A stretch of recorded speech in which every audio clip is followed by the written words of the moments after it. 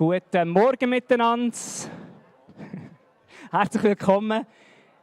Hey, wir fangen in knapp 10 Minuten mit dem Gottesdienst an. Die, die gerne möchten, noch reinkommen und noch einen Moment haben von der Stille und ein bisschen ankommen, dürfen gerne reinkommen. Die gerne käfeln und ein bisschen quatschen, dürfen gerne im Feuer bleiben. Und wenn es dann laut wird, können wir alle zusammen reinkommen für den Gottesdienst.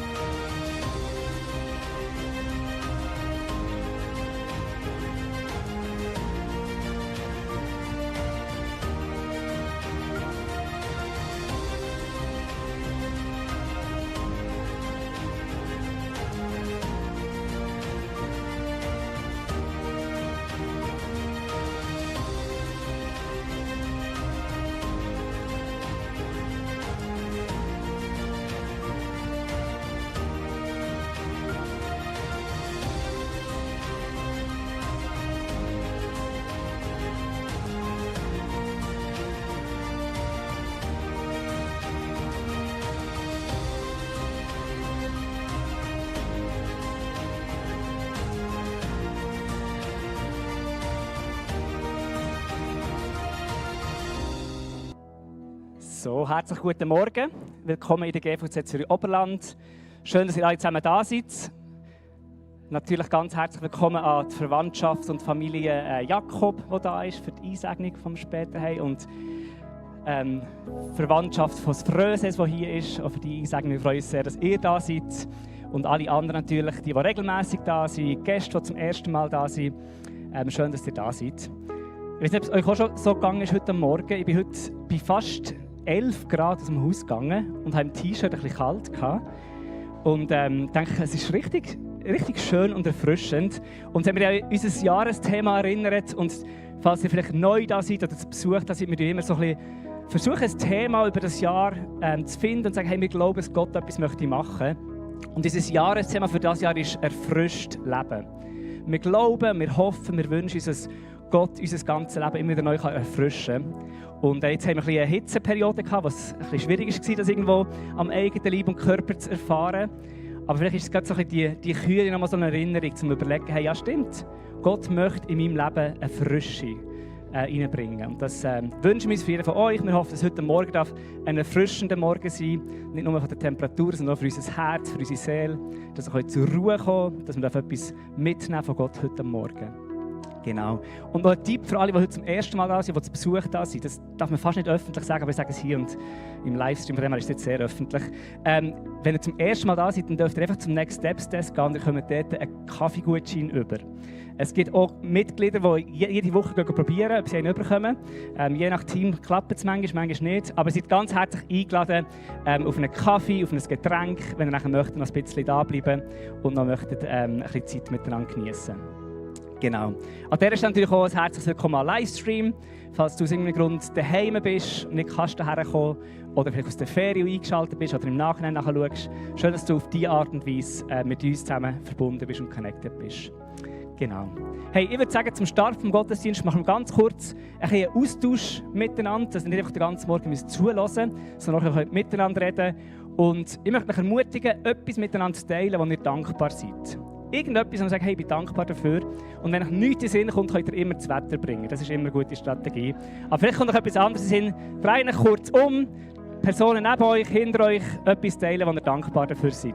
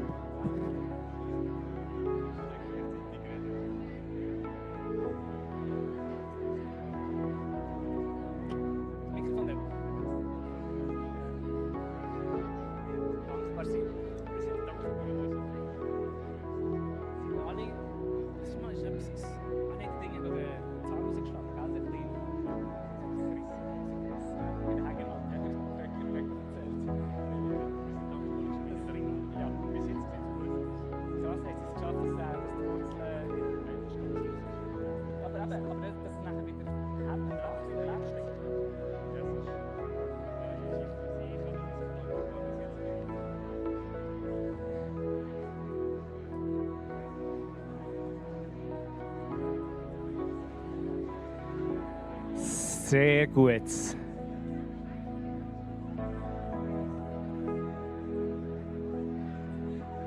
Genial, dann dürft ihr nachher langsam eure Gespräche beenden. Ihr habt dann sicher nach dem Gottesdienst noch mehr Zeit, um miteinander auszutauschen und zu reden. Aber wir sind dankbar, dass wir heute Morgen miteinander den Gottesdienst feiern, Gott ins Zentrum stellen von diesem Gottesdienst. Und wir werden jetzt gerade starten mit Anbetung. Und wir haben ein neues Lied mitgebracht, falls ihr da hockt oder da steht und denkt, so, wie lange bin ich schon nicht mit der GVC gewesen? Es ist für uns alle neu, aber das schaffen wir zusammen. Es ist ein mega einfacher Text und ein mega schöner Text, wo wir einfach Gott feiern und uns über ihn freuen. Und ich lade euch herzlich auf, ich lade euch herzlich ein, zum Aufstehen diesen Weg. Herzlich aufladen zum Einstehen, das wäre schwierig. Ich lade euch herzlich auf zum Einstehen und Aufstehen und würde gerne zum Start noch beten.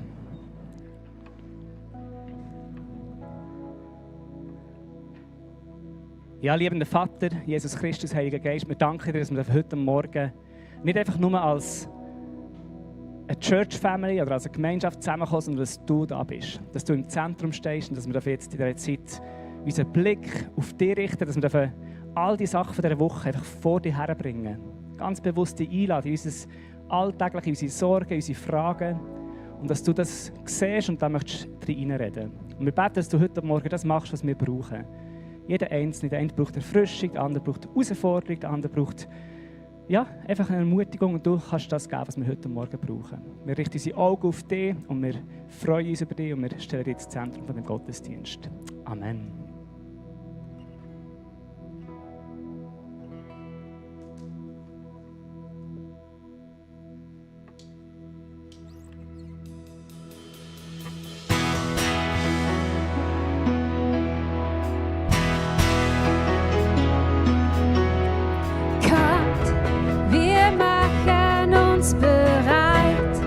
Geben ihm jetzt diese Zeit, wir sind dir allein für ihn.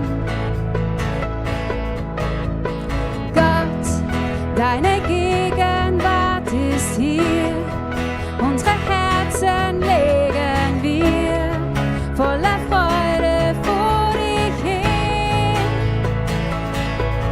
Deine Nähe ist viel kostbarer als die Freude dieser Welt. Deine Gegenwart ist unser Privileg. Oh, wir freuen uns über dich und wir staunen über dich. Oh, wie treu und beständig du bist und wie endlos du liebst und vergibst. Oh, wir freuen uns über dich und wir staunen über dich. Oh, wie groß und wie herrlich, allmächtig, wie heilig und würdig du bist. Gott, deine Gegenwart ist hier, unsere Herzen legen wir voller Freude vor dich hin. Deine Nähe ist viel kostbarer als die Freuden dieser Welt. Deine Gegenwart ist unser Privileg. Oh, wir freuen uns über dich und wir staunen über dich. Oh, wie treu und beständig du bist und wie endlos du liebst und vergibst. Oh, wir freuen uns über dich und wir staunen über dich. Oh, wie groß und wie herrlich, allmächtig, wie heilig und würdig du bist.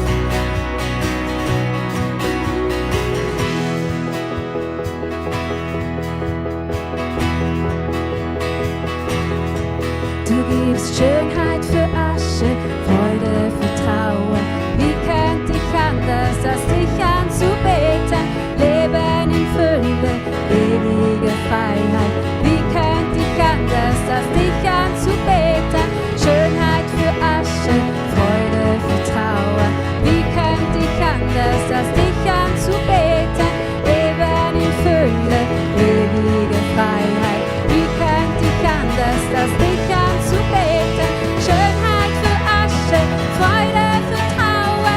Wie könnte ich anders, als dich anzubeten? Leben in Fülle, ewige Freiheit. Wie könnte ich anders, als dich anzubeten? Oh, wir freuen uns über dich und wir staunen über dich. Oh, wie treu und beständig du bist und wie endlos du liebst und vergibst. Oh, wir freuen uns über dich und wir staunen über dich. Oh, wie groß und wie herrlich, allmächtig, wie heilig und würdig du bist. Oh, wir freuen uns über dich und wir staunen über dich.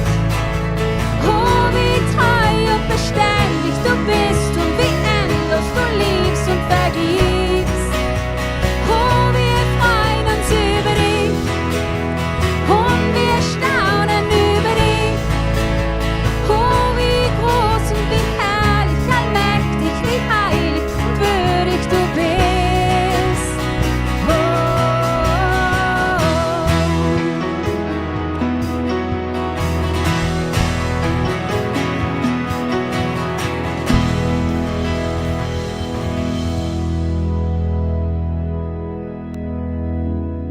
Sehr cool. Ich darf kurz hersitzen. Wie ich am Anfang schon kurz erwähnt habe, haben wir heute 2 Einsegnungen, die wir feiern. Und ich finde es noch schön, wir haben jetzt Gott zugesungen, dass wir uns über ihn freuen, dass wir Freude haben an ihm. Und ich glaube von ganzem Herzen, dass Gott zurücksingt über jedem Einzelnen von uns, dass er sich über uns freut. Und ganz besonders über alle Kinder. Kinder haben in der Bibel bei Jesus immer wieder ganz spezielle Stellenwert gehabt. Und Jesus liebt Kinder. Und wir glauben als Kirche, dass Kinder so ein Geschenk sind, Gott uns anvertraut. Und wo wir mega dankbar sind dafür, für jedes einzelne Leben, das wir feiern. Wir haben die letzten Wochen, glaube ich, 3 Geburten, die gerade in den letzten Wochen sind, passiert oder Geburten, die waren, haben wir zusammen feiern und so das erste Mal so die Gesichter gesehen. Und heute dürfen wir 2 Kinder, die schon ein Zeitchen auf der Welt sind, dürfen wir hier in dieser Familie noch mal so richtig feiern und willkommen heißen. Und bei der GVC tun wir Kinder nicht als Kind schon taufen, sondern wir sie dann taufen, wenn sie sich dafür entscheiden und wie das ihre eigene Entscheidung ist, sagen, hey, ich möchte mit dem Jesus mein Leben leben. Aber wir wollen sie von Anfang an unter den Segen stellen von Gott. Wir wollen von Anfang an als Gemeinschaft für sie beten, für ihre Familie beten. Und was mir noch mega wichtig ist bei dem ganzen Einsegnen, ist, es ist nicht etwas, das einfach zwischen Mikrofon oder mir und der Familie stattfindet, sondern wir als ganze Familie. Wir als GVC Zürich-Oberland sagen, hey, ja, wir wollen zusammen mithelfen und mittragen. Die Kinder uns in sie zu investieren, in die Familie uns investieren, für sie zu beten und für sie da zu sein. Und das ist, wir sehen es als grosse Familie und die uns einfach als Teil von eurer Verwandtschaft ein bisschen sehen. Und darum ist es ein Fest, das wir alle zusammen feiern wollen. Und ich möchte mich ganz herzlich einladen, wenn wir für sie beten, da miteinander oder noch individuell, dass wir das miteinander machen. Genau. Aber als erstes darf man die Familie Jakob raufkommen. Der Robin, der Timon ist auch da, habe ich gesehen. Genau, der Samuel und Christina. Komm, ich gebe Ihnen mal einen ganz grossen Applaus. Und Gotti und Götti dürfen auch mitkommen. Sehr, sehr cool. Und dann dürft ihr auch schön in der Mitte herstellen, dass man es schön sieht. Oh, schau mal, der Robin ist schon am Strahlen. Freust du dich, da vorne zu sein? Mit dem schönen Hemdli? Habe ich ein lustiges Gesicht? Oder findest du es einfach cool, all die Leute da zu sehen? Schau mal, all die coolen Leute. Und vielleicht hast du es verstanden, Robin. Wir haben gesagt, wir alle freuen uns mega über dich. Wir freuen uns mega für das Geschenk, das du bist, für eure Familie. Und wir wollen zusammen da sein und wollen dich unterstützen beim Aufwachsen, beim Grosswerden. Und deine Mami und dein Papi und der Timon unterstützen dabei. Genau. Und freuen uns mega, dass wir euch heute feiern. Hey, jetzt als erstes dürfen wir so einen Bibelvers ziehen. Wer darf das bei euch machen? Habt ihr das schon bestimmt? Oder ist das habt ihr noch nicht abgemacht? Ich tue mal das Körbchen aufholen. Könnt ihr euch ganz kurz absprechen, wer es möchte, da einen Bibelvers rausziehen. Und das ist nicht irgendwie ein Timon. Ja, sehr gut. Kannst du es rausziehen? Ja, willst du 2 nehmen? Nimmst du es anders? Komm, wir nehmen es gut. Ja, genau. Ist das gut?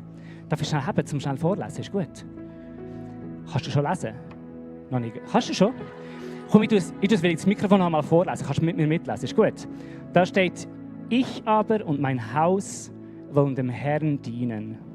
Das ist aus dem Josua-Buch, wo er sich entschieden hat, weißt du, meine ganze Familie, wir wollen Gott nachfolgen. Wir wollen mit Gott unterwegs sein. Darfst du es haben, wenn du willst?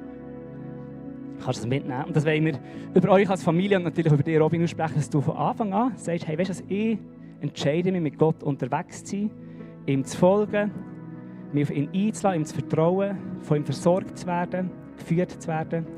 Und wir wollen euch segnen mit dem, dass das wirklich eine Realität sein für euch als ganzes Haus, dass ihr dürft unter dem Segen von Gott stehen. Und ich bitte euch gerne zum Aufstehen miteinander für diesen Moment. Und lass uns miteinander für die Familie Jakob beten.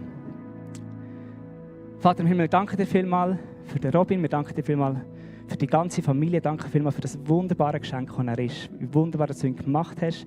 Und wir danken dir vielmals für seine Neugier und für sein Entdecken. Und ich bete, dass du ihm so einen Durst und so einen Hunger schenkst, dass er niemals aufhört zu entdecken und zu finden. Dass er immer offene Fragen stellt und dich sucht, Herr.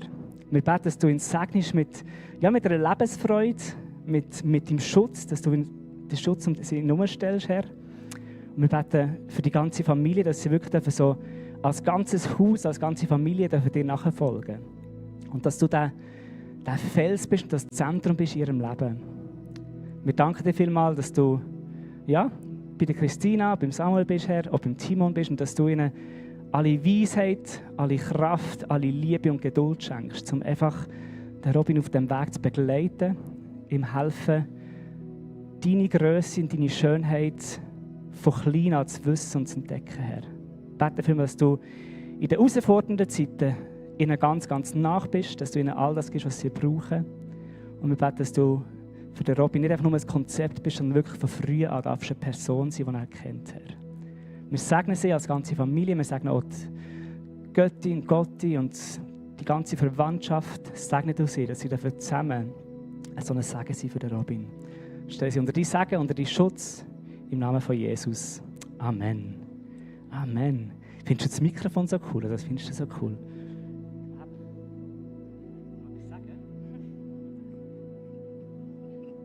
Vielleicht tust du auch mal mit dem Mikrofon reden, wenn du ein bisschen grösser bist. Gell?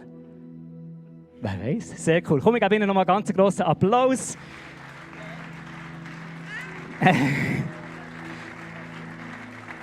Oh, ja. Warte schon, Christina. Ganz wichtig, noch die Lektüre vergessen. Darfst du noch da bleiben, Robin? Genau. Hast du noch eine Bibel, die du mit heimnehmen darfst? Vielleicht der Timon auch schon hat, aber du hast jetzt deine eigene, die du nicht teilen musst. Genau, sehr, sehr cool. Und wir werden dann nachher genau, ihr dürft dort bleiben stehen, wenn ihr wollt. Wir werden dann nachher in den nächsten 2 Liedern für die Familie noch Zeit haben, für sie zu beten, ganz persönlich. Die Familie Jakob ist da hinten, die Familie Fröse wird dann da sein, dass es keinen Stau und ein Durcheinander gibt. Genau.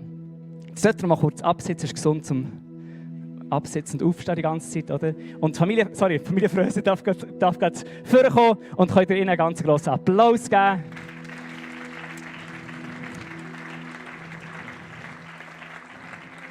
Sehr gut, Gott und der Götti kommen mit und die Brüder kommen mit.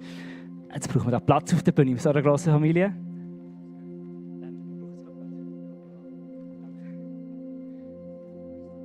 Sehr, sehr cool. Der Tio, 4 Monate alt, gell? Knapp. Ja, nein, schon ein bisschen mehr. Sehr, sehr cool. Hey, auch für euch wollen wir freuen uns einfach mit euch über den 4. Bub, den ihr hier habt und das Geschenk, das er ist für euch. Und für euch Brüder, dass ihr miteinander mit Mami und Papi dürft zusammen auf dem Weg unterwegs sein und dürft dem Tio ihn begleiten und dürft ja, den Weg, der vor ihm ist, irgendwo mit ihm zusammen gehen. Und wir haben für euch natürlich, wo wir einen Bibelvers auswählen und über ihn beten und glauben. Das schau schnell in die Runde.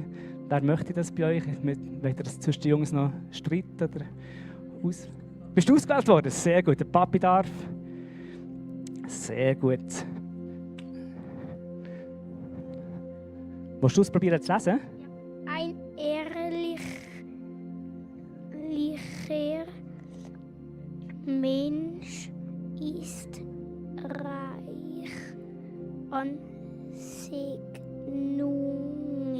Sehr gut, komm, einen grossen Applaus. Darf ich es ganz kurz haben? Genau, das hast du genau richtig gelesen. In den Sprüchen steht, ein ehrlicher Mensch ist reich an Segnungen. Und wir beten für dich hier, dass du ein reines Herz haben darfst, dass du ein junger Mann werden darfst, der das Herz rein ist, der ehrlich ist, wo Gott Platz drin haben darf.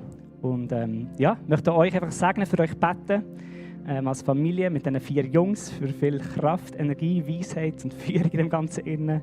Genau. Und auch für euch lasse ich euch ein zum Aufstehen miteinander und lasst uns zusammen Familie Fröse segnen. Vater im Himmel, wir danken dir vielmals für die wunderbare Familie, danke vielmals für jeden einzelnen von ihnen und danke, dass du sie wunderbar geschaffen hast. Und jetzt besonders der Tio, Herr, möchten wir einfach dir herstrecken und Danke sagen für das Geschenk, das er ist. Danke, dass du ihnen anvertraut hast und danke für das Leben, das da voller Potenzial ist, wo all die Pläne, die du über ihn jetzt schon hast, die wir erst noch entdecken dürfen. Und ich bete vielmals, dass er wirklich sein Leben geprägt sein von so einem ehrlichen Herz. Von einem Herz, das ehrlich ist gegenüber dir, gegenüber seinen Mitmenschen. Und dass es Platz macht, für dein Segen durchzufließen, Herr. Dass sein Leben gefüllt sein von deinem Segen, Jesus. Und wir beten natürlich auch für die Brüder, wir beten besonders für Dave und Naomi, Herr, dass einfach sie wirklich, dass du sie segnest mit Kraft, mit Weisheit, dass sie ein Vorbild sein dürfen. Wir beten, dass der Tio so eine Erinnerung an deine Güte sein in ihrer Familie, Herr. Wir beten, dass sie dürfen Tag für Tag neu deine Gnade entdecken für das, was vor ihnen liegt, Herr. Dass du ihnen Freunde und Familie an die Seite stellst, die sie mittragen. Ich bete, dass wir als Church Family dürfen für sie da sein, dass wir in sie investieren dürfen, dass wir das geben, was sie brauchen, Herr. Und wir stellen sie unter dein Segen, unter deinen Schutz, Herr. Wir beten, dass deine Hand über ihnen ist. Wir beten, dass du den Weg vor ihnen vorbereitest, dass sie auf dem Weg laufen und immer wieder einfach sehen, wie du wunderbare Werke vorbereitet hast, Jesus. Danke dir vielmals für Götti und Gotti. Wir danken dir für Grosseltern und Onkel und Tante und Cousins, das Ganze drumherum, was da oben ist. Und bete, dass du einfach sie ausfüllst mit einer Liebe für den Tio. Dass er so viele Menschen um sich herum haben, die ihm ein Vorbild sind, die es vorleben. Was es heisst, einfach geliebt zu sein. Dass er das Wissen im Tiefsten von seiner Identität, er ist geliebt und er ist wertvoll.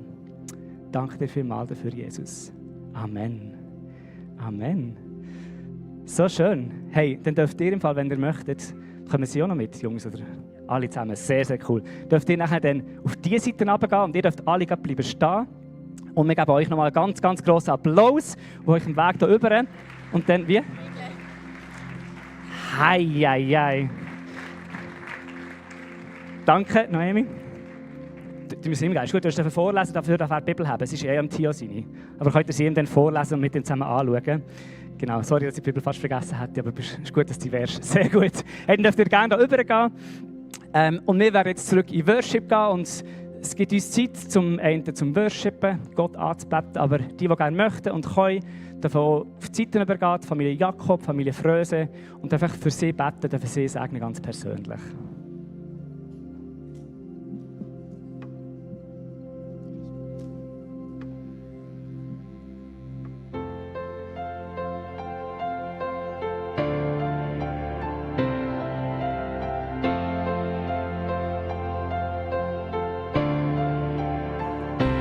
Da ist Hoffnung, ein Gott, der uns durch all die Täler führt.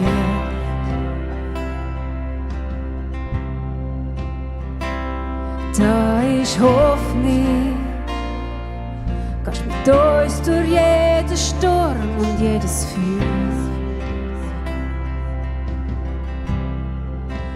Du bist da.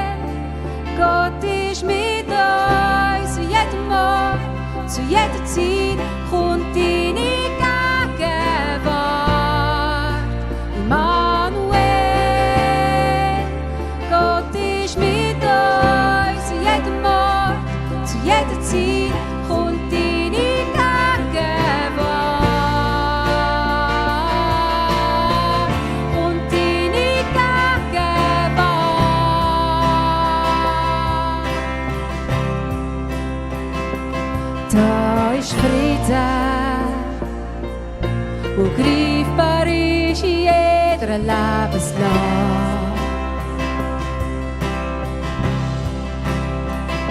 Ja, wahre Frieden,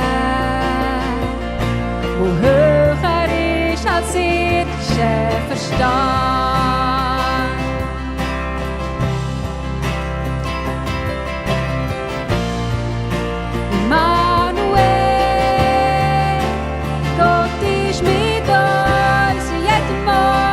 Zu jeder Zeit kommt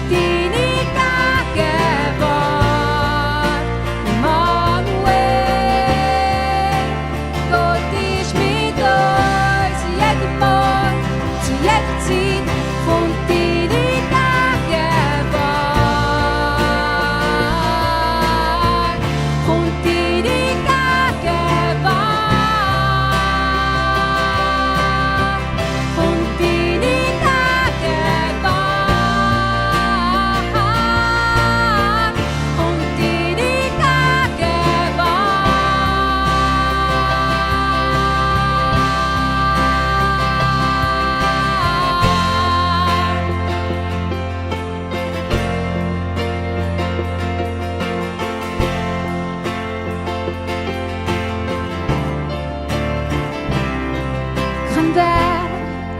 Tag kann uns trennen von deiner Güte. Jeden Tag, jede Nacht, wie eine Wolke, wie ein Feuer, gehst uns voran.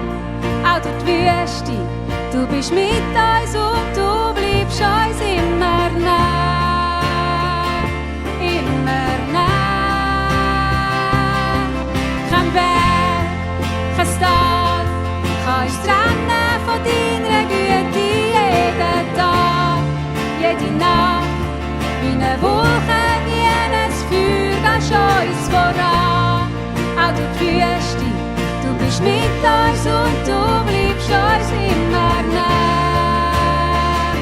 Immer nah. Kein Berg, kein Tal kann uns trennen von deiner Güte. Jeden Tag, jede Nacht, wie eine Wolke, wie ein Feuer, gehst uns voran. Auch durch die Wüste, du bist mit uns und du bleibst uns immer nah. Immer nah. Immanuel, Gott ist mit uns. Zu jedem Mal, zu jeder Zeit kommt deine Gegenwart. Immanuel, Gott ist mit uns. Zu jedem Mal, zu jeder Zeit kommt deine Gegenwart. Kommt deine Gegenwart. Kommt deine Gegenwart.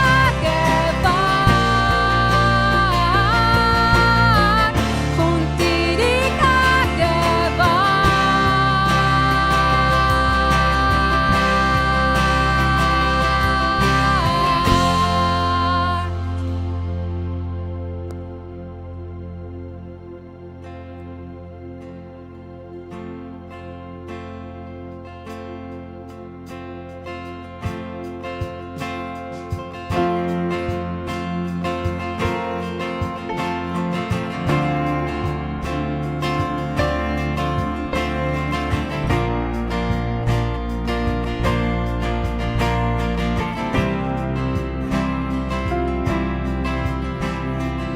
Jesus, ich weiß, du liebst mich für immer. Niemals will ich getrennt sein von dir. Jesus, wertvollster Name für immer. Und ewig bringe ich dir an mein Lob, dir allein lobe den Herrn. Seele singt, Gutes hat dir geht, egal was noch kommt. Mein Gott ist ein Fels, der ewig besteht.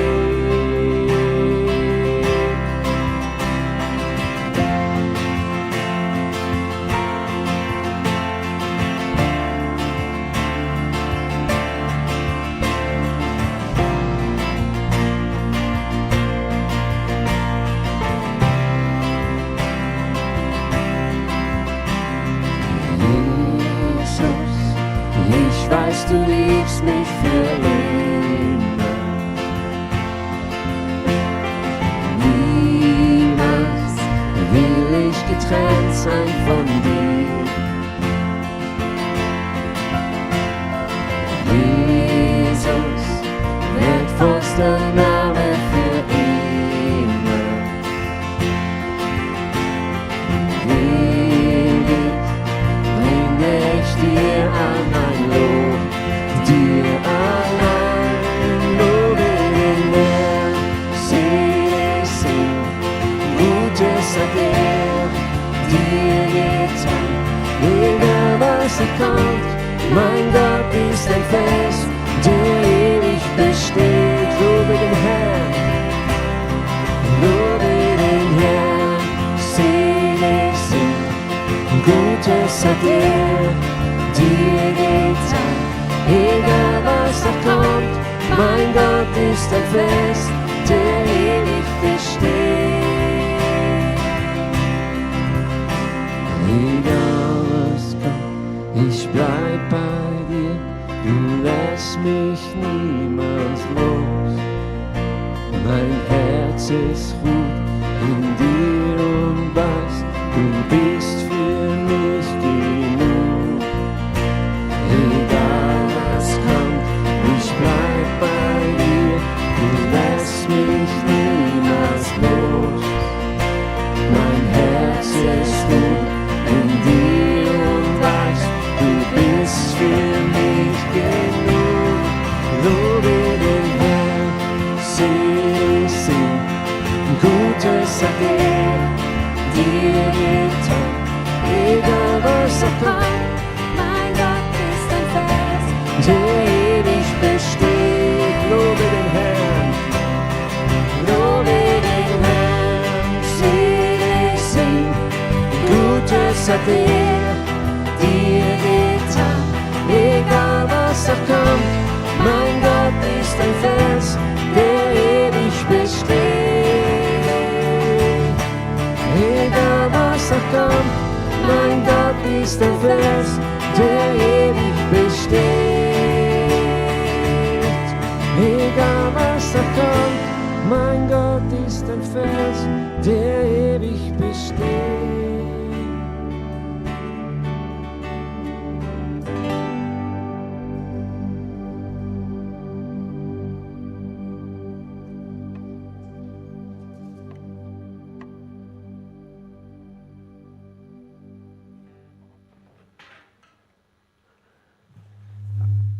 Eines der Themen, die mich immer wieder beschäftigt, ist Reisen.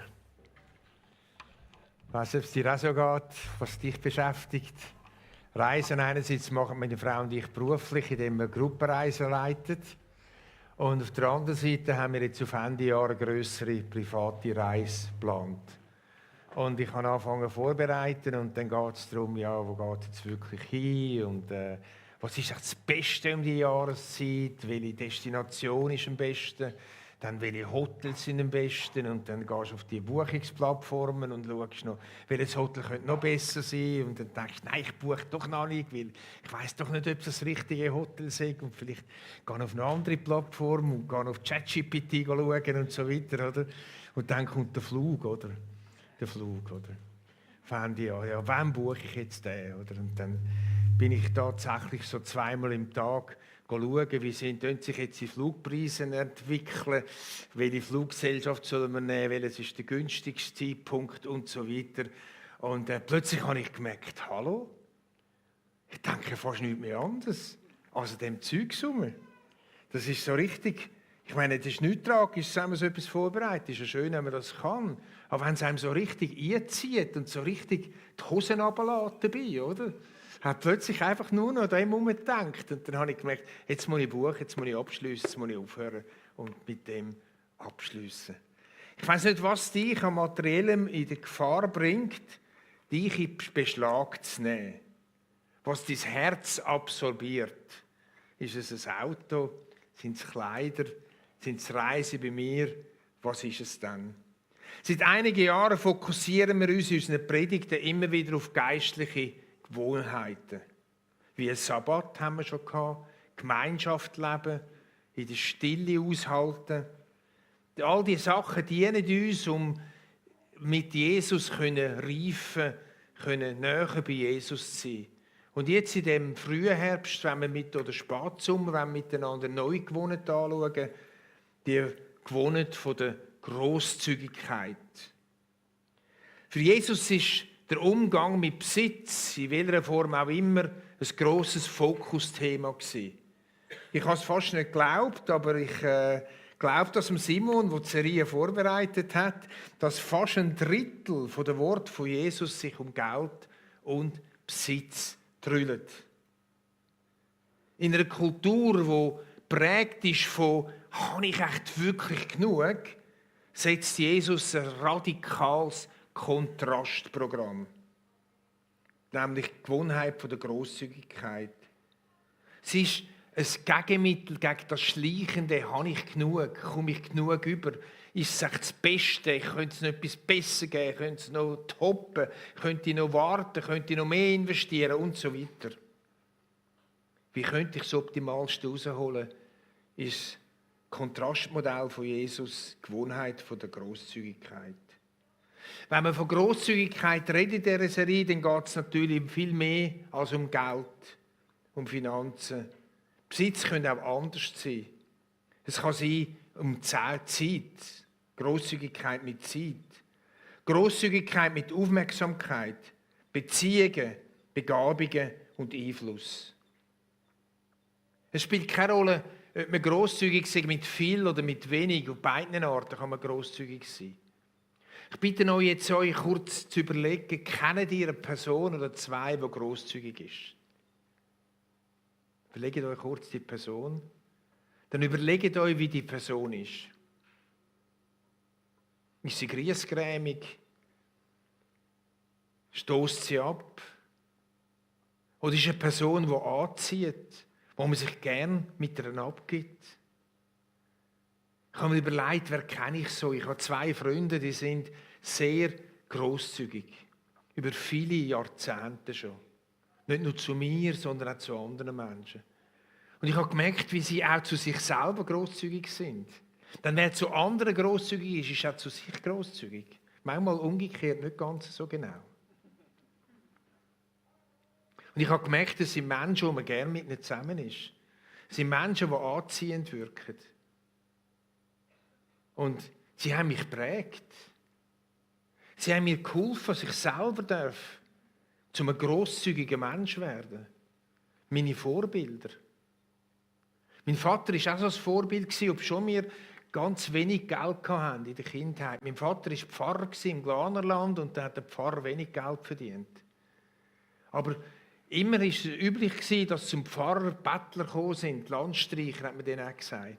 Und immer wenn so ein Bettler gekommen ist, hat er ein gutes Essen bekommen und ist mit einem neuen Hemd rausgelaufen. Und ich habe gedacht, mit was zahlen wir denn das keine Hemd wieder?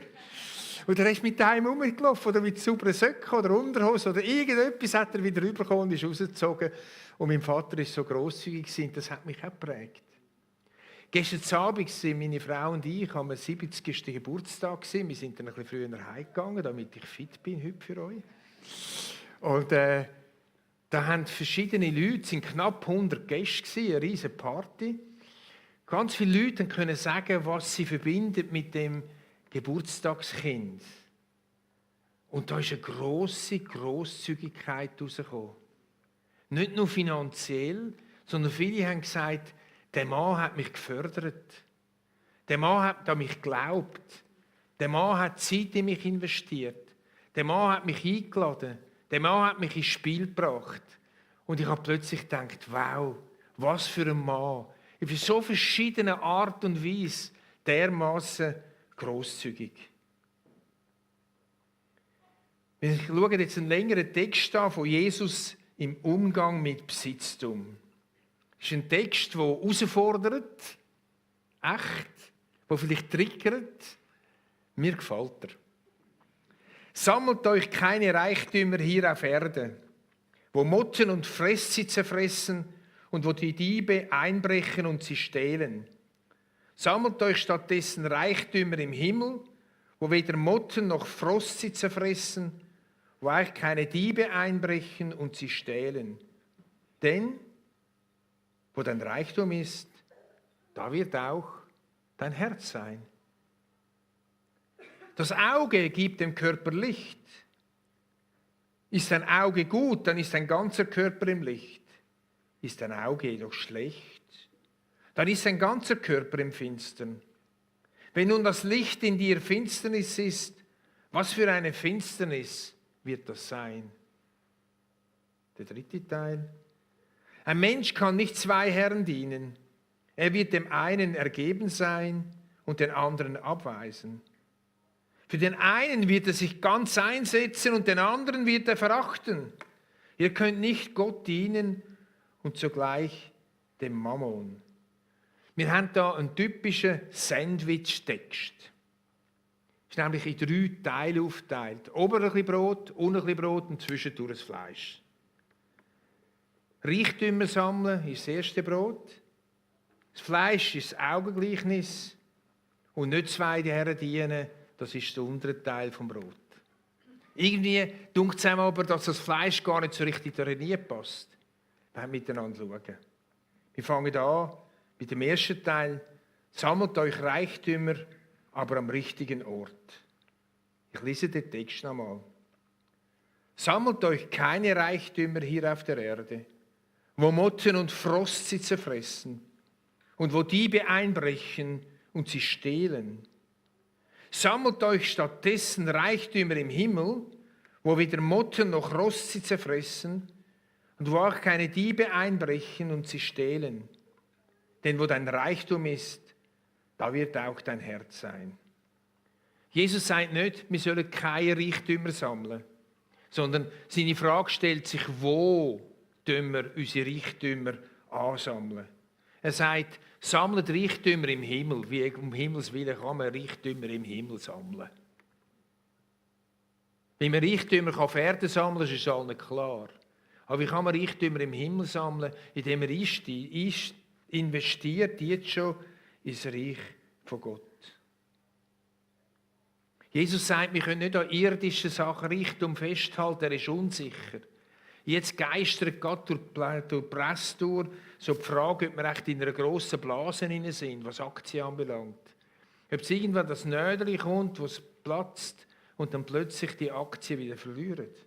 Etwa das meint Jesus, oder würde sagen, wenn er heute reden würde. Im Unterschied zu dem Finanziellen, wo immer wieder vergehen kann, wo uns abhanden kommt, wenn man älter wird, vielleicht im Pflegeheim, plötzlich ist das Zeug weg, weil das alles so teuer ist. Im Unterschied zu dem ist das, wo man ins Reich Gottes investiert, das ist wie ein Schatz auf der Himmelsbank und das bleibt. Glauben wir das? Ich selber habe gesagt am Anfang, ich bin grosszügig geprägt worden. Und ich bin wirklich ein grosszügiger Mensch, das darf ich heute sagen, einfach ganz so. Ich habe immer wieder ins Reich Gottes investiert. In Zeiten, wo ich ganz wenig Geld hatte. In Zeiten, wo ich mehr Geld hatte.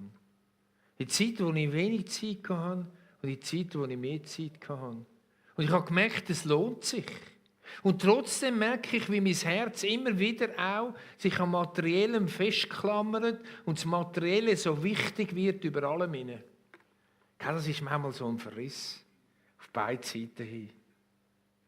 Materieller Besitz hat das Potenzial, unseren Fokus übermäßig und ungut einzunehmen. Materieller Reichtum hat das Potenzial, dass es nie langt. Ich meine, wenn ihr die Presse leset von denen, die dann irgendwo ihr Leben ein Ende setzen, ob schon sie steinreich sind. Schauspieler, Musiker, erfolgreich, die Geschäftsleute. Offenbar macht der Reichtum nicht wirklich nachhaltig glücklich.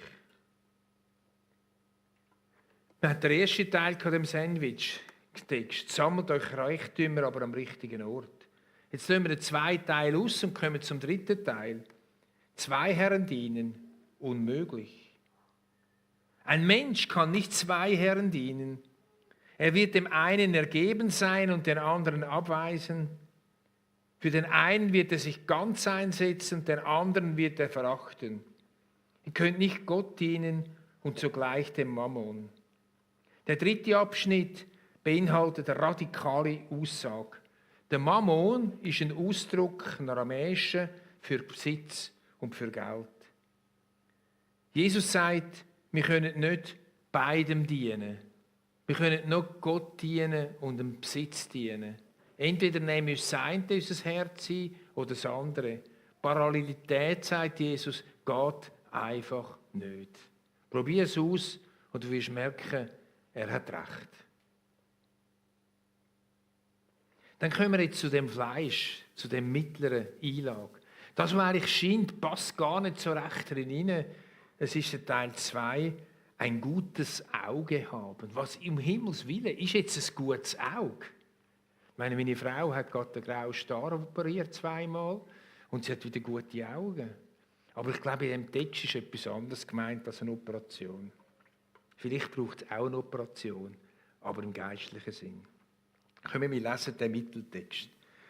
Das Auge gibt dem Körper Licht. Ist ein Auge gut, dann ist ein ganzer Körper im Licht. Ist ein Auge jedoch schlecht, dann ist ein ganzer Körper im Finstern. Wenn nun das Licht in dir Finsternis ist, was für eine Finsternis wird es sein? Warum steht das mitten in diesen zwei Texten, Text 1 und 3, über Besitztum und Geld, jetzt von diesen bösen und diesen guten Augen?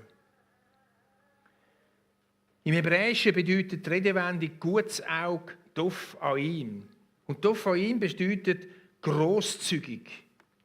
Also das gute Auge ist ein grosszügiges Auge. In der Sprüche steht, wer ein gütiges Auge hat, wird gesegnet, denn er gibt von seinem Brot den Armen.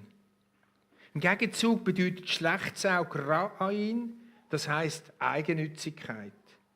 Wir haben also das eigennützige Auge und das grosszügige Auge. Jetzt macht es schon viel mehr Sinn als Sandwich-Text in dem ganzen Sandwich hinein. Ein gutes Auge zu haben bedeutet ein grosszügiges Herz besitzen. Ich komme zu Kopf, Herz und Hand. Wenn du und ich uns ausstrecken nach einem grosszügigen Lebensentwurf, zu einer grosszügigen Haltung, in eine grosszügige Wohnung kommen, dann beinhaltet das alle drei Ebenen. Kopf, Herz und Hand. Kopf. Grosszügigkeit können wir nur leben, wenn wir verstehen im Kopf, dass Gott ein grosszügiger Gott ist. Wie hat er die Schöpfung überschwänglich, grosszügig gemacht? Hätte er können sagen, für die Menschen, die die Schöpfung sowieso kaputt machen, lange ein bisschen grau und ein bisschen weiss und dann hat es.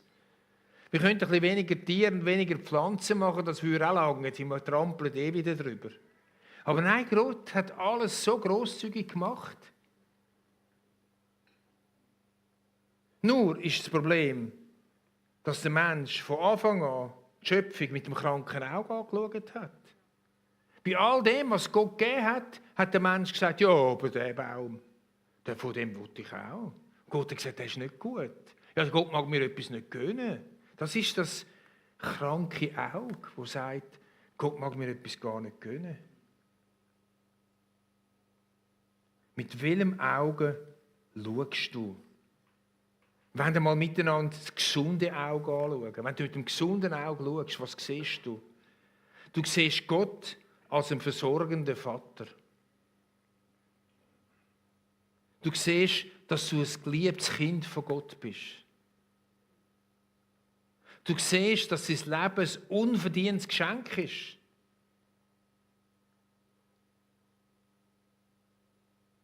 Du kommst in Dankbarkeit gegenüber dem, was Gott dir gibt. Und du wirst grosszügig werden gegenüber anderen Menschen, weil du all das glaubst und das siehst. Demgegenüber ist das Auge vom Mangel, das kranke Auge. Du kennst Gott als einen Vater und Versorger, der die Sachen vorenthalten, nicht mag gönnen. Du kommst zu kurz. Du bist auf dich selber gestellt. Du hast keinen Gott, der dir hilft. Das Leben müsste eigentlich mehr bieten, oder? Schlussendlich hättest du es verdient. Du hast den Fokus darauf, was dir eigentlich noch fehlt. Und vielleicht schaust du mit dem Auge mit Angst und mit Gier.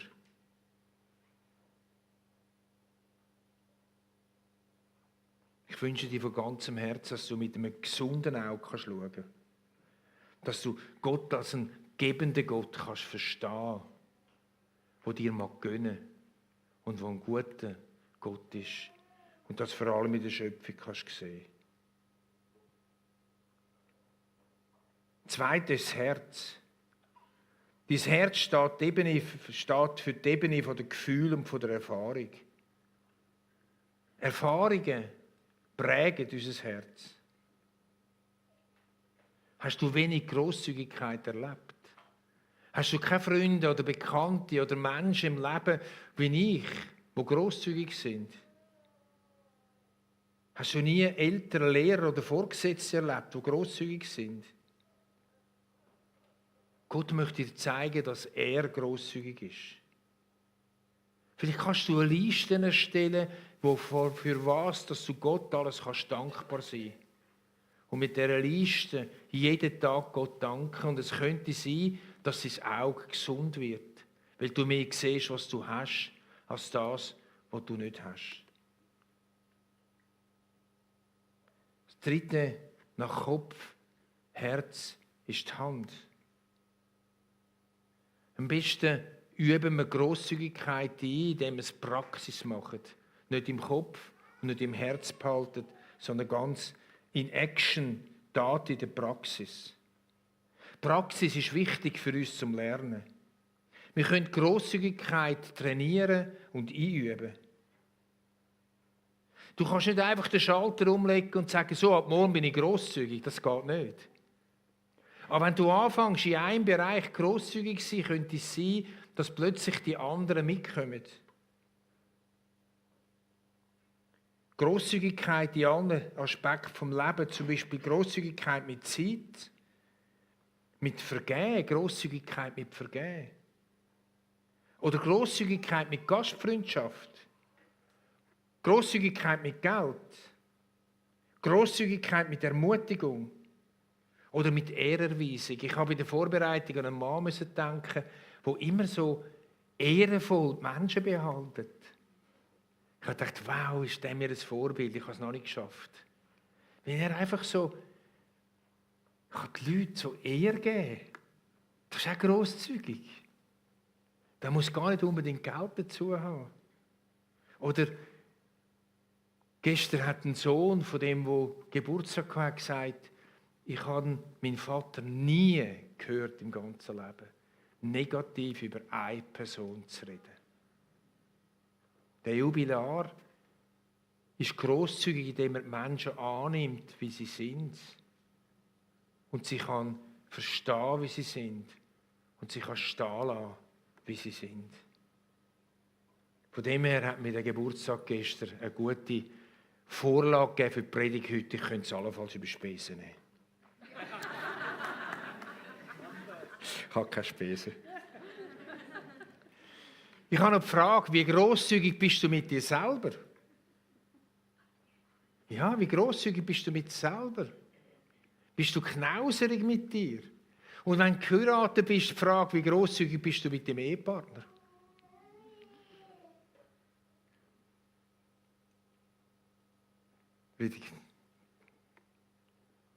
Futter, um nachher beim Mittagessen mit meiner Frau darüber zu reden. Nimm mir doch etwas Kleines vor, wo du nächste Woche möchtest grosszügig sein. In welchem Bereich möchtest du das sein? Im Bereich von Zeit verschenken, Aufmerksamkeit, Ehrerbietung verschenken, Geld weiterzugeben. Der Elias hat heute Morgen erzählt, im Warm-up, wo wir als Mitarbeiter zusammenkommen und dann kommt eine kleine Geschichte von Elias und er hat erzählt, wie er jemandem mehr gewintet hat, als er eigentlich dieser Person geschuldet ist. Ich dachte, ich bin grosszügig. Minuten später ist der Betrag schon wieder zurückgekommen. Wo könntest du in den nächsten Wochen grosszügig sein? Das Trainieren ist das eine und das andere ist das Wirken vom Heiligen Geist. Wir brauchen das Wirken vom Heiligen Geist, damit wir grosszügig sein können. Noch etwas zum Schluss. Die Billy Graham, ein grosser Evangelist, der sehr viele Tausende, Zehntausende von Menschen auf der Welt geprägt hat, hat Folgendes gesagt. Wenn ein Mensch seine Einstellung zum Geld ordnet, hilft das, fast jeden anderen Bereich seines Lebens zu ordnen. Wenn ein Mensch seine Einstellung zum Geld ordnet, hilft das, fast jeden anderen Bereich seines Lebens zu ordnen. Das ist ein Mann, was muss wissen. Und es ist das, was ich auch erfahren habe in meinem Leben, auch wenn es noch einiges zu ordnen gibt. Darf ich euch bitte zum Aufstehen fürs Gebet?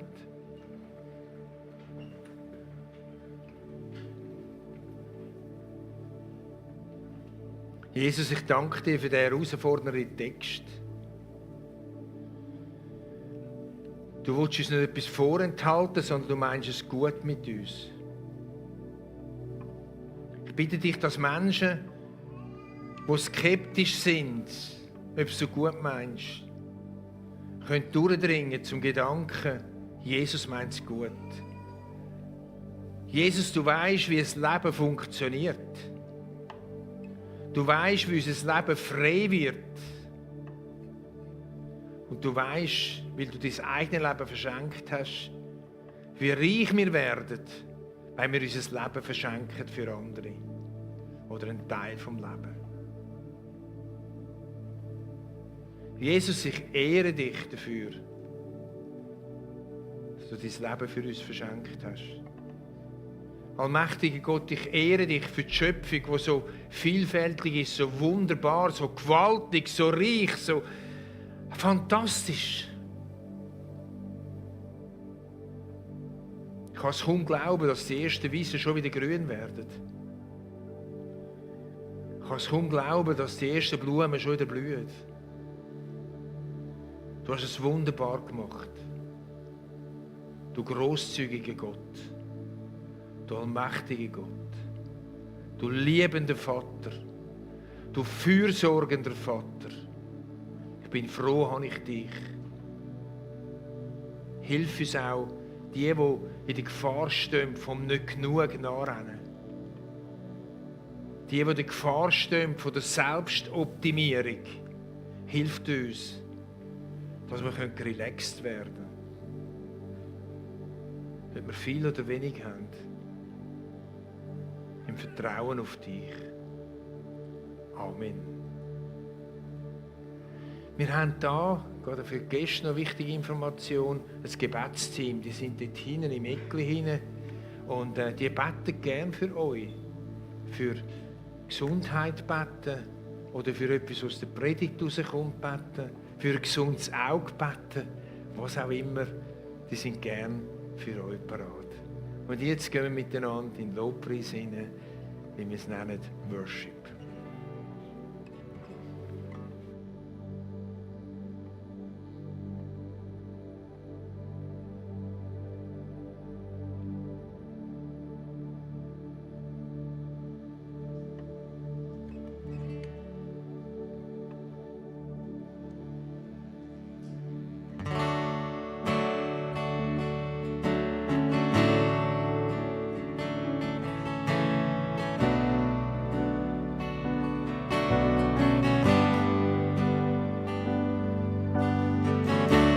Take me to new heights, Holy Spirit. Draw me even closer to Jesus. Show me the heart of the Father. Show me the heart of the Father. God of kindness, God of mercy, you are so good to me. You're my comfort, you're my healer, my Savior in me. And take me to the heights, Holy Spirit, draw me even closer to Jesus. Show me the heart of the Father, show me the heart of the Father. Take me to new heights, Holy Spirit. Draw me even closer to Jesus. Show me the heart of the Father. Show me the heart of the Father. God of triumph, God of breakthrough, who could ever compete? The more I know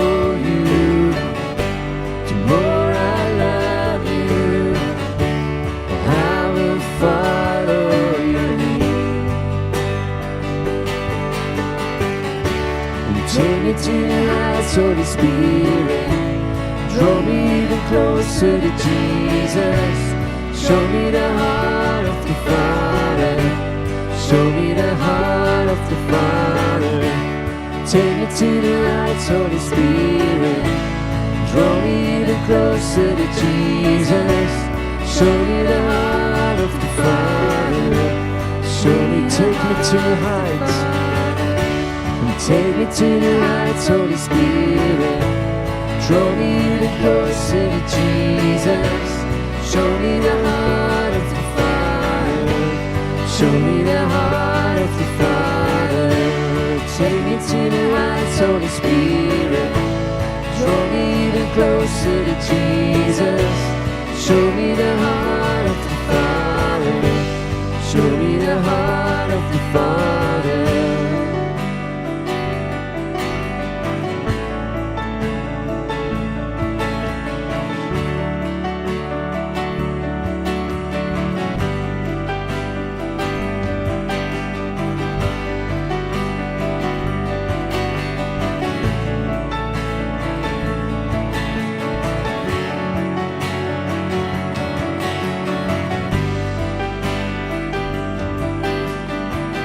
If I had you, I have it all. If I had you, then I have everything I need. If I had you, I have it all. If I had you, then I have everything I need. If I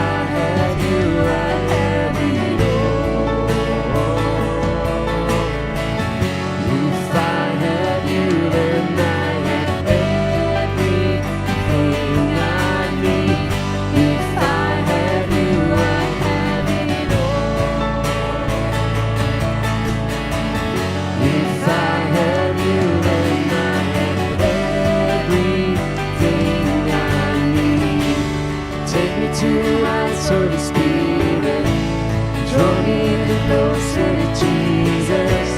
Show me the heart of the Father. Show me the heart of the Father. Take me to the heights, Holy Spirit. Draw me even closer to Jesus. Show me the heart of the Father. Take me to the heights. Take me to the heights, Holy Spirit. Draw me even closer to Jesus. Show me the heart of the Father. Show me the heart of the Father.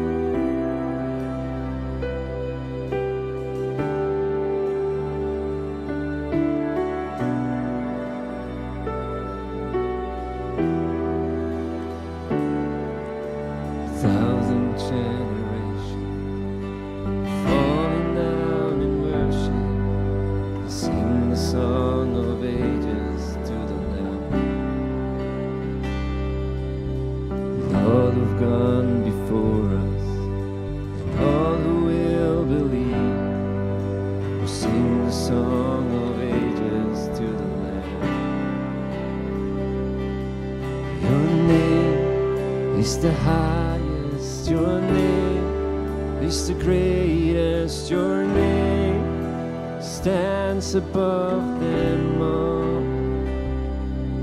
all thrones and dominions, all powers and positions, your name stands above them all, and the angels cry, oh, creation cries, holy, you are lifted high, holy, holy forever.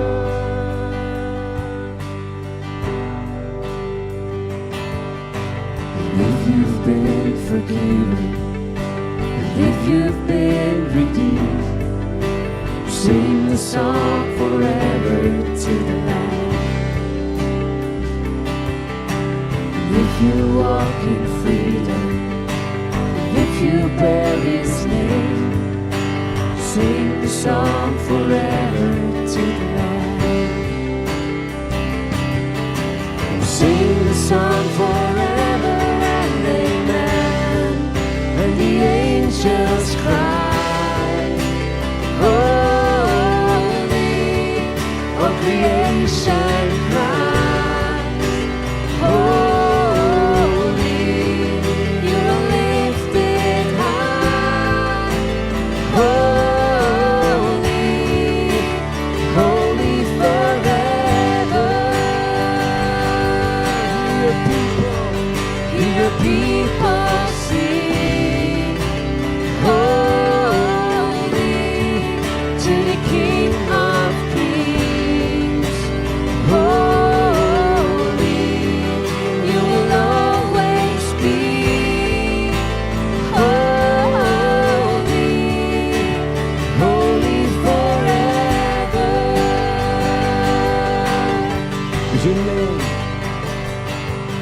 Your name is the highest, your name is the greatest, your name stands above them all. All thrones and dominions, all powers and positions, your name stands above them all. Your name is the highest, your name is the greatest, your name stands above them all. All thrones and dominions, all powers and positions, your name stands above them all. And the angels cry, holy, all creation cries, holy, you are lifted high, holy, holy forever. Hear people sing, holy, to the King of Kings, holy, you will always be, holy, holy forever. You will always be, you will always be, holy, holy forever. You will always be, holy, holy forever.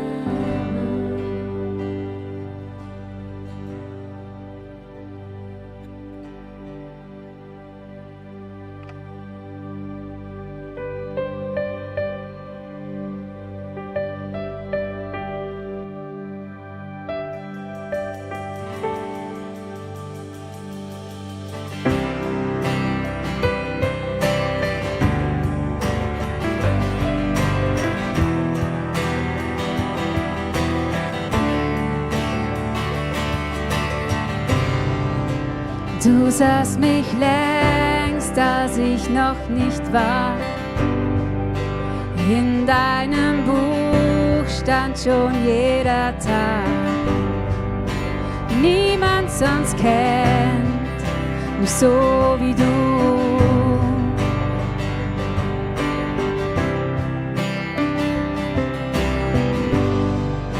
Wohin ich auch gehe, folgt mir deine Hand. Du bist nicht fern, du bist immer nah. Du findest mich, egal wie weit ich lauf. Du bist ein Gott, der mich sieht.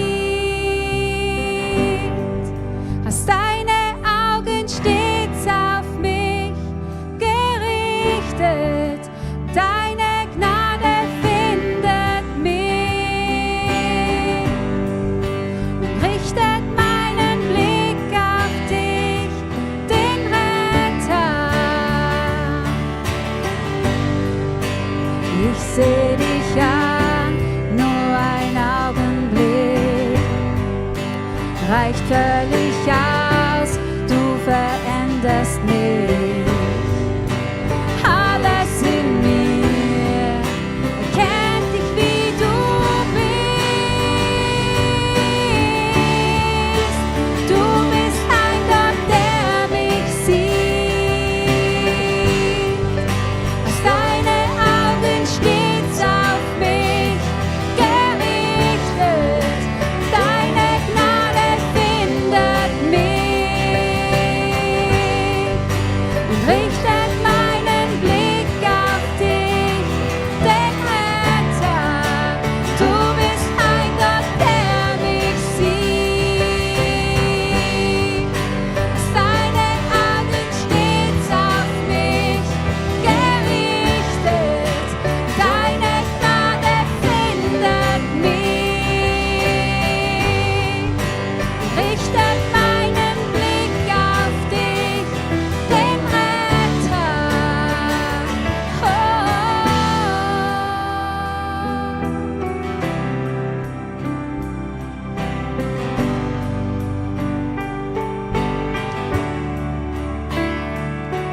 Von heute an nur noch Jesus, du allein, niemand anders, ich lass dich nie mehr los.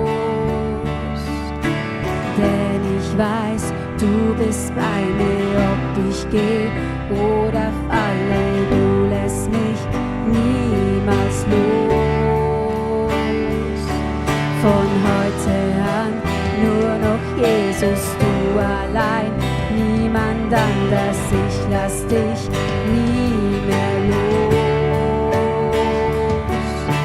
Denn ich weiß, du bist bei mir, ob ich geh oder falle, ich lass dich niemals los. Von heute an nur noch Jesus, du allein, niemand anders, ich lass dich nie mehr los. Denn ich weiß, du bist bei mir, ob ich geh oder falle, ich lass dich niemals los. Du bist ein Gott, der mich sieht. Hast deine Augen stets auf mich gerichtet. Deine Gnade findet mich, richtet meinen Blick auf dich, den Retter. Du bist ein Gott, der mich sieht. Deine Augen stets auf mich gerichtet. Deine Gnade findet mich, richtet meinen Blick auf dich, den Retter.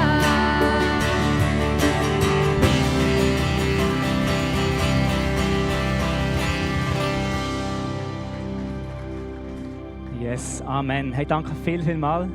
Team, das da mitmacht auf der Bühne, hinten bei der Technik, bei den Kindern, draussen überall, wo so viele Leute sich grosszügig investieren. Und hey, heute einfach ein kurzer Shoutout zum Janis, der da hinten beim Schlagzeug hockt.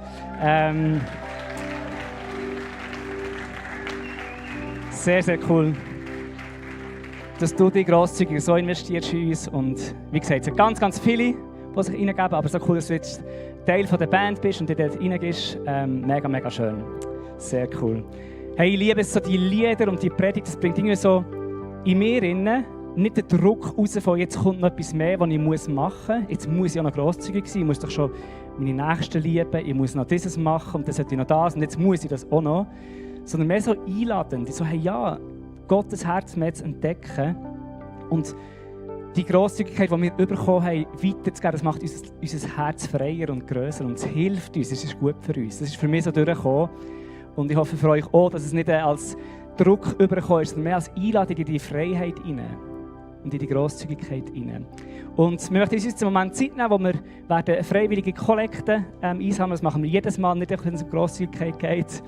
Und ihr dürft schon mal vorkommen mit den Körbchen und wir haben da vorne so einen QR-Code, den ihr mit Twint geben könnt. Oder es hat so weisse Kleber auf den Sitzen vor euch. Dann könnt ihr sogar mit NFC-Tags geben, wenn ihr das möchtet. Genau. Aber bevor wir die Körbchen durchgeben, möchte ich ganz kurz einen Moment nehmen. Und lass uns kurz, weil viele von uns regelmässig einen Dauerauftrag vielleicht beweisen, aber lass uns noch mal ganz bewusst den Teil, den wir geben können, das, was wir geben, ganz bewusst Gott hergeben. Ich glaube, es ist nicht einfach nur ein Geld, das wir geben, sondern es ist unser Herz aufmachen für ihn.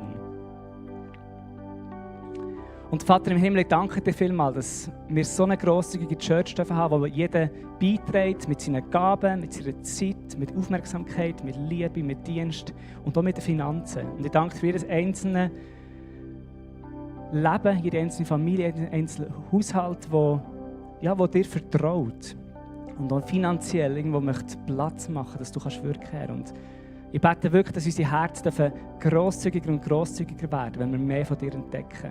Dass du ein guter Versorger bist und dass du in der Essenz so ein grosszügiger Gott bist. Und wir beten jetzt einfach für das Geld, das zusammenkommt. Es geht dir nicht um das Geld, sondern es geht dir um unsere Herzen. Und so bete ich, dass es auch für uns nicht einfach nur eine Transaktion ist, sondern wirklich darf es bewusst Platz machen in unserem Herz für dich. Danke dir vielmals dafür. Amen.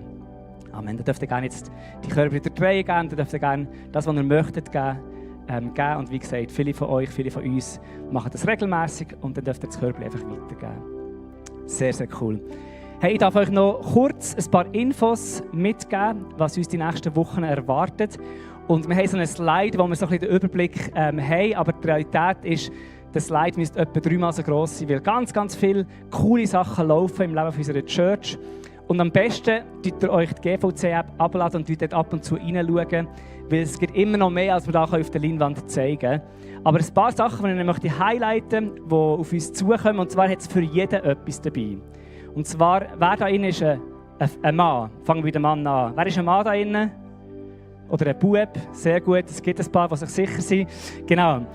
Am 11. September, Freitagabend, findet ein Abend statt für Männer, wo wir zusammen grillieren. Jeder bringt selber sein Fleisch mit. Wir sind beim Erich Frey auf dem Bauernhof. Wir werden dort zusammen ein bisschen in seine Geschichte eintauchen, aber wir werden hauptsächlich einfach grillieren und Zeit miteinander haben, Gemeinschaft haben am Abend. Das an alle Männer ganz, ganz herzlich eingeladen. Ihr könnt euch auf der App anmelden. Und vielleicht gibt es sogar überbewerteten Salat. Gell, Jakob? Der ist überbewertet. Aber das hat er auch schon, genau. Nein, aber es gibt wahrscheinlich Salat und Brot und vieles mehr. Aber sie sind ganz, ganz herzlich eingeladen. Und dann die Woche drauf, wer ist also eine Frau da drin? Ja, die Frauen sind lauter und ein bisschen selbstsicherer, sehr gut. Die Woche darauf, am 18. September, findet fast das Gleiche für die Frauen statt. Und zwar auch ein Grillabend, wo jeder selber sein Fleisch mitbringt und ein bisschen Beilagen mitbringt. Und oben in Seegräben in einer schönen Hütte miteinander einen schönen Grillabend werden haben. Und ihr seid ganz herzlich eingeladen. Alle Männer, alle Frauen, Besucher, GVC, Insider, was auch immer, seid herzlich eingeladen dazu und könnt euch dort über die App direkt anmelden. Genau. Und dann etwas für die Familien, für alle Mamis und Papis, die Kinder haben. Wir sind schon länger so ein bisschen überlegen, hey, wie können wir auch Familien und Eltern ausrüsten, um den Glauben in der Familie zu leben. Und Family Life von Campus für Christus hat einen ganz genialen Kurs, wo 3 Abende sind. Donnerstagabend am 10. September fängt das an. Wir haben draussen beim Next Steps Desk habt ihr Flyers, die ihr mitnehmen könnt. In der App hat es alle Informationen. Und auch da ganz herzlich Einladung zu überlegen, ob das vielleicht etwas wäre für euch. Euch dort ausrüsten zu lassen, inspirieren zu lassen, weil wir ganz praktisch im Alltag Glauben in der Familie leben. Genau. Ich glaube, ich habe alles gesagt, was es zu sagen gibt. Wie gesagt, es passiert ganz, ganz vieles mehr. Wenn ihr Fragen habt, könnt ihr zum Next Steps Desk gehen. Die wissen alles über jeden Event. Alles. Alles. Wahrscheinlich. Dürft ihr zu ihnen gehen. Wenn ihr rausgeht, vor dem Ausgang steht der Next Steps Desk, könnt ihr sie zugehen und sonst finden sie es für euch raus. Wenn ihr Fragen habt zu der Church, wenn ihr Fragen habt zu Programm, dürft ihr gerne auf sie zugehen. Und nach dem Gottesdienst werden wir hier noch ein bisschen bleiben, die möchten und können. Wir werden dann zusammen zum Mittagessen. Und auch dazu seid ihr ganz, ganz herzlich eingeladen. Genial! Nächsten Sonntag machen wir weiter mit der Serie Grosszügigkeit. Und wir werden wieder jemanden haben, der von Winterthur zu uns kommt predigen. Und zwar der Dani Rohner. Gut, Bassersdorf, Winterthur. Er ist ein Winterthur, oder? Ein Wintertourer, genau. Kommt zu uns predigen, der zweite Teil von der Serie Grosszügigkeit, und wir freuen uns sehr. Und falls du denkst, hey, mein Nachbar oder mein Partner muss unbedingt ein bisschen besser werden in der Grosszügigkeit, dann könnt ihr sie herzlich einladen, um dazu zu kommen. Und vielleicht ist es für euch auch gar nicht schlecht, dann da zu sein. Genau. Kommen wir schon noch miteinander auf und ich segne euch noch, segne uns noch für die Woche und dann gehen wir in den Mittag. Vater im Himmel, ich danke dir vielmals für diesen Morgen. Danke für alles, was du gewirkt hast und geredet hast, im Worship, in den Begegnungen, in der Predigt, im Gebet. Und Herr, wir beten jetzt einfach für diese Woche, dass wir so ein gesundes Auge haben. Dass wir mit einem gesunden Auge auf dich schauen und dich sehen, für wer du wirklich bist. Ein grosszügiger, liebender Gott, der es gut meint mit uns. Dass du uns ein gesundes Auge schenkst für uns selber. Dass wir sehen, dass wir geliebt sind von dir und wertvoll sind. Dass wir wunderbar geschaffen sind. Und ein gesundes Auge für unsere Umwelt, für die Menschen um uns herum, unsere Mitmenschen, unsere Welt. Dass wir rausschauen mit einer Liebe und einer Grosszügigkeit, nicht mit einer Angst und einer Zurückhaltung, sondern dürfen das, was wir empfangen haben von dir, dürfen frei weitergeben. Begleite uns diese Woche, all das Schöne und all das Schwierige, was auf uns wartet. Danke, dass du in jedem Moment bei uns bist und mit uns kommst diese Woche. Wir beten auch besonders für alle anderen Kirchen und Werke, die sich hier in der Schweiz, im Zürich Oberland, aber auf der ganzen Welt jetzt an diesem Wochenende treffen. Wir beten um Einheit. Wir beten um die Segen, dass du die Segen hast in jeder unterschiedlichsten Art und Weise von Kirche und Gemeinschaft, die zusammenkommt und dich ins Zentrum stellt, Herr. Segne du deine Kirche und schenke uns eine Einheit und eine Liebe für die Menschen, die du liebst. Danke mir für die Woche und danke kommst du mit uns in deinem Namen. Amen. Amen. Habt eine gute Woche und man sieht sich draussen im Feuer. Macht's gut.